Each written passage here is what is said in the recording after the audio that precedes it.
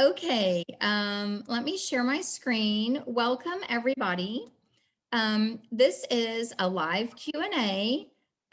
This is the Electronic Village Tech Fairs, and our presentations are found on Flipgrid. And the topic for our live Q&A today is making your LMS or Learning Management System work for you, lessons learned, and effective practices.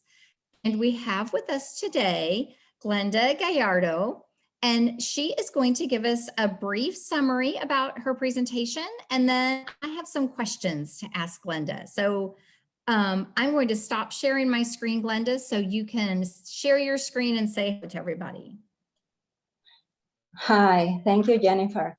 Yes, I'm from Peru, so I will tell you a little bit about my experience working with Blackboard. Yes, Blackboard is it's a platform that I have been using for 6 years, and my experience basically is here at Universidad de Lima. I teach undergraduate students, right? So I started using Blackboard more than ever because of the pandemic. And we started exploiting all the tools, because there were many things that I didn't know about that we had like kind of neglected. We basically used it just for the register and for the building the course, but we didn't exploit it fully until the pandemic. And then there we were, we had to like start using all the tools that were available. I teach undergraduate students, and my classes are they have between 28 and 30 students, and the ages vary because English is a general course. So I have students who are like also finishing their studies, and they need to study English to graduate.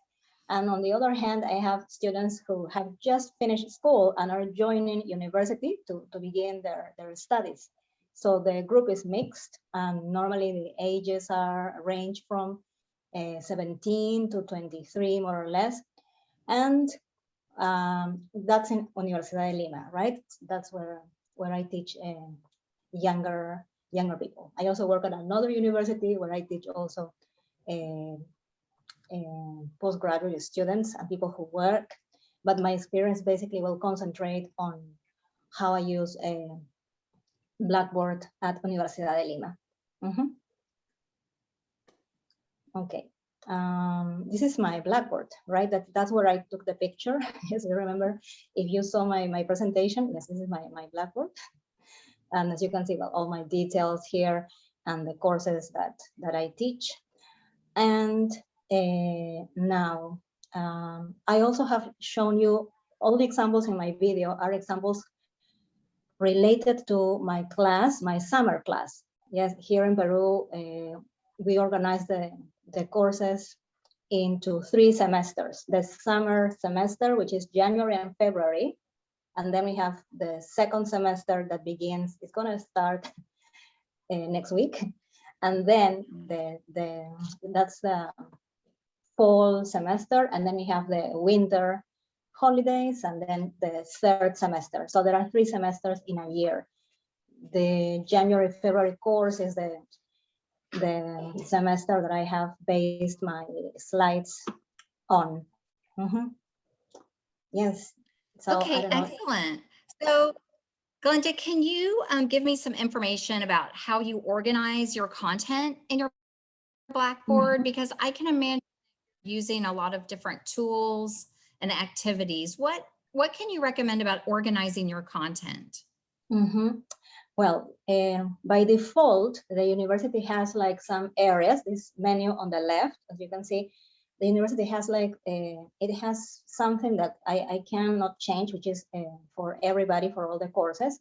But apart from that, the good thing is that Blackboard allows me to build content. Yes, so the things that you see in English is the things that I have added. For example, I have added here the breakout rooms, apart from the collaborate room where I have my synchronous sessions.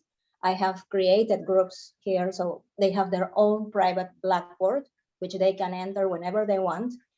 and they can do homework, coordinate things. So I have also added here the emergency link, which is a link that I have. Blackboard has an option to generate a link, and that link helps me a lot because there, I mean, you never know, the electricity can go out. I mean, a power cut, whatever. And I teach at 6 a.m. in the morning, so sometimes help desk is not working. So we have this link that I just copy in a Word document, and then I also put here so that anyone that has this link, you just save it in a, as I said, Word document or in a note, I don't know, and then you just click it, and this will immediately redirect you to the main room. So you don't need to, I mean, to go through all the steps to be there in the session. So I have created this area here, so in case of an emergency, and that's also for me. It's the same link for the teacher and for the students. I also created the forums. Where were they here? I created the forums and wikis. As you can see, all the things that are in English are the things that I have created. The other parts are, as I said, the university's organization, yes? And as you see, it's in Spanish because I am in a Spanish-speaking country. So this is the only things that I have done are the things that are in English. And that's it. Then if you click here, Lecturas y Casos, this is where the content is built. And we work with weeks. Yes, and we do everything by weeks. This was a summer course, for example, so there were 7 weeks. And I created the course materials, which are the basics, the syllabus, the calendar with the dates of exams and important quizzes or tests, assignments. And then I have like my files, and within each file, as you can see, they can see from the beginning when things are. So here they have a práctica calificada, which is a test. There will be this, and they had the dates. They knew in advance when was the midterm exam. Everything is visible to the students. If I open one of these, for instance, you can see you always have in every file, I always put the audio. I work with a course book, and my students have the course book, but sometimes it takes a bit of time to load the content. So whenever there is a listening activity and the activity is in the book, I just have them, if they want to, just go to their Blackboard and listen from this file. So they have the same listening, everything is organized according to, I have also the vocabulary list, which comes in the book. I also put here, so the audio files, and then the session. All the material that I use in my classes, I share them with my students. So for instance, I have the objectives of the course. This is the PDF that I used in class. So after the session finished, so they have it here. They can download it, make a photocopy if they want to, or just revise some things. The sessions are also recorded, and they can see them in the area that says Enlace del Curso, which is the area where the recordings and the entrance to Blackboard Collaborate is. And then, I put the thing we work on, tutorials. I always use lyrics training, so the activity is explained here. I give them examples, a lot of examples.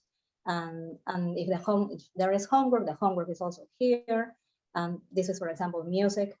And I like doing, they love it. I carried out a survey, and my students loved lyrics training. So we started using lyrics training a lot.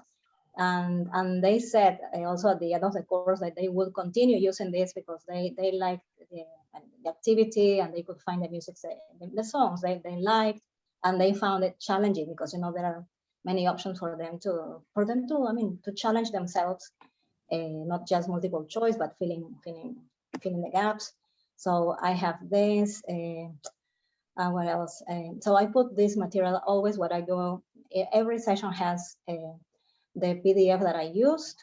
Then I also work a lot on pronunciation. Yes, so we have exercises. The links are here, so you just click here, and this is going to take you to the activity.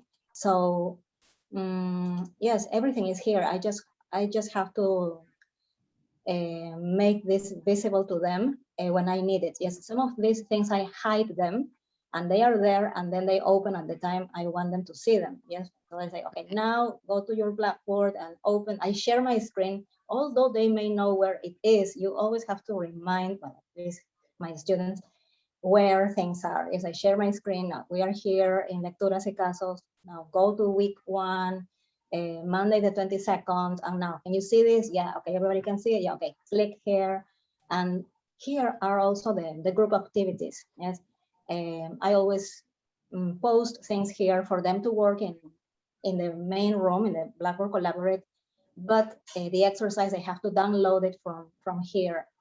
And from this area. Yes, so you can see I always name this, the number of the session, the date of the session, so that is clear where we are. So today, what day is it? Okay, here it is, and then they find it there. So that's more or less how I organize it. I don't know if you have any questions, Jennifer. Well, when you were explaining earlier on the left sidebar, could you talk a little bit more about the groups that your collaborate group and then the other groups that you have? Can you explain those a little bit more? Yes. I work a lot with delegates. Every group I have a delegate. Yes, and my delegate is my right hand for everything.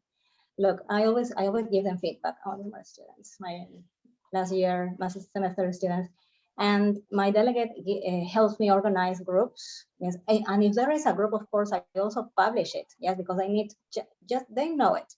But although they know it, again, I make it public. Yes, so we have the groups of pair 1, pair 2, pair 3, pair 4. So who is working who with? I know, they know. Sometimes it happens that they have a WhatsApp group, and I am not in the WhatsApp group. And however, although they have this, some of them are shy or for some reason don't have a partner. So there I intervene and I match them. So that's why my delegate is my right hand. I say, okay, who hasn't replied to the comment? Please tell me who is working with whom. And then if my delegate tells, no, miss, this person, they call you miss here. No, this person hasn't answered. I think he doesn't have a partner. And then I email them. And then I give them a partner. Okay, I introduce themselves, blah, blah, blah. Your partner for the activity is this person. Okay, all right, okay. So, and then everybody has a partner, hopefully.